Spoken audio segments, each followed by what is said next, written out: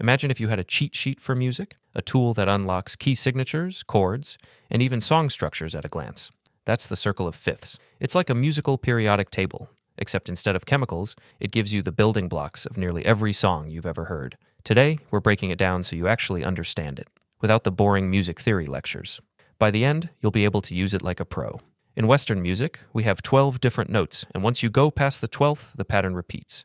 Instead of arranging these notes in a straight line, we can organize them in a circle, and that's where the magic begins. The circle of fifths is built on a simple idea. Start with a note, move up by a perfect fifth, and keep going until you return to the beginning. Let's start with C. A perfect fifth up is G, then D, then A, then E, and so on. Keep going, and you eventually loop back to C. It's a never-ending cycle, but instead of continuing infinitely, it locks neatly into a circle. This arrangement isn't random. It reveals patterns that make music more predictable, and once you understand it, much easier to navigate. Now let's talk key signatures. The circle of fifths isn't just a pretty diagram, it's a roadmap. Move one step clockwise and you add a sharp to the key signature. Start at C major, which has no sharps or flats.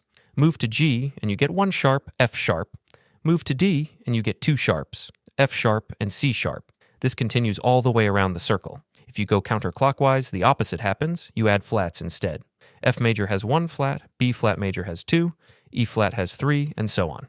And right underneath each major key is its sneaky little cousin, the relative minor. Each major key shares its key signature with a minor key. So if you ever need to find the relative minor of C major, just look down and you'll see A minor. The circle of fifths isn't just a fancy way to organize key signatures. It's a functional tool for musicians, songwriters, and composers because it shows how chords relate to each other. Ever heard of the 1-4-5 progression? It's the backbone of countless songs. In any key, you can find the 1-4-5 chords just by looking at the circle. If you're in the key of C, the 1 chord is C, the 4 is F, 1 step counterclockwise, and the 5 is G, 1 step clockwise. These 3 chords alone can play thousands of songs. The same applies to any other key. Just pick a starting note and look at the neighboring chords.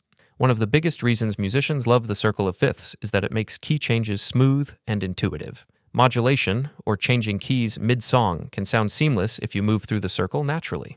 If you ever wonder why some songs shift keys and it just feels right, it's because they're using this system. Moving stepwise through the circle makes a transition feel natural, while jumping across the circle creates contrast and excitement. It's like shifting gears in a car. You can glide smoothly into the next key, or you can make an abrupt shift for dramatic effect. Either way, the circle shows you how to do it with ease. If you're a guitarist, pianist, or any kind of musician, you can use the circle of fifths as a shortcut for building chord progressions. Take a simple chord shape and cycle it through the circle. Play a G major, then a D, then an A, then an E, and so on. Not only will this improve your muscle memory, but it'll also help you recognize patterns in songs much faster. The more you practice this, the more you'll start to see the circle in action everywhere, whether you're learning a new song or writing your own music. So that's the circle of fifths, your musical cheat code. Whether you're playing, writing, or just listening, this little tool changes everything. Once you start using it, music theory stops feeling like a set of rigid rules and starts feeling like a language you can speak fluently. Now go grab your instrument, play around with it, and see how quickly everything clicks into place.